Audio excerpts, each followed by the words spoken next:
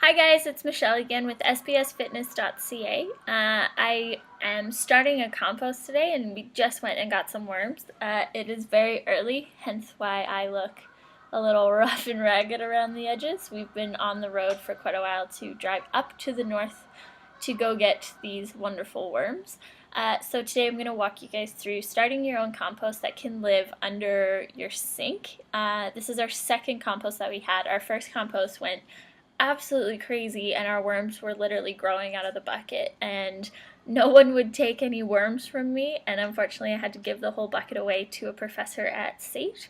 And he liberated the worms and let them into his garden. So now we're starting from scratch again, and I'm going to introduce you to the little buddies, and then I'll walk you through starting your compost, and we'll check in today with our plants and see how they're all doing. Thanks, guys.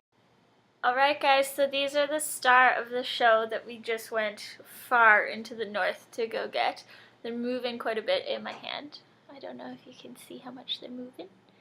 See that? Oh, there they go. These are called the red wigglers. There is a lively one in there. And what they do is they can eat just a buttload of compostable material. They don't need a lot. And they can live under your sink. If you take care of them, they'll really take care of you and take care of all of your compost.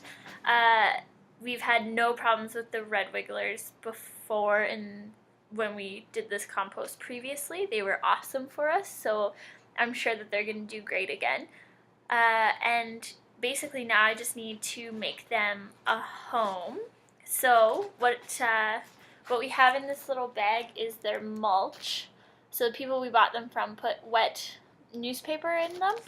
And then there's some dirt with all the worms. And what I've done is I've gone and bought a good old Rubbermaid container. This one is the 61 by 40.6 by 22.2 centimeters, regular old Rubbermaid, with a lid. And then I've taken a fast forward newspaper. If you live in Calgary, you know all about them. They're free daily. I'm sure every city offers a free daily. Shredded it, put it in the bottom. Then I'm going to put a layer of regular garden soil that I bought. Now this soil I was mixing with other nutrients to make the potting soil that I wanted. So now I'm going to take the plain soil that's left over.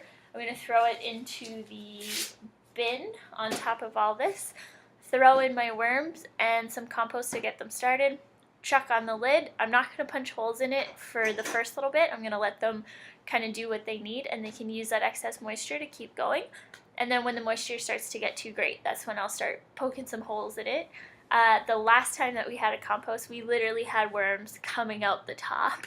So we're going to try and start a worm sharing program where we can give them away to good homes before they get out of control. Alright, thanks guys. So I've taken some fruit that we had in our fruit bowl that was starting to kind of go and not be as fresh and delicious as I wanted.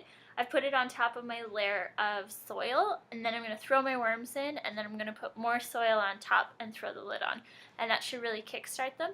And then over the next couple days, I'll just keep an eye on them, make sure they're not too wet, not too dry, adjust as needed, and see how they do. So this is what it looks like right now. Then I'm just going to dump my little wormy guys into my bucket. Wormies! Yeah.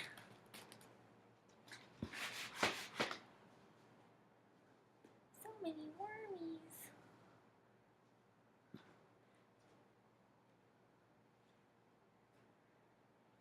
Bah, worms.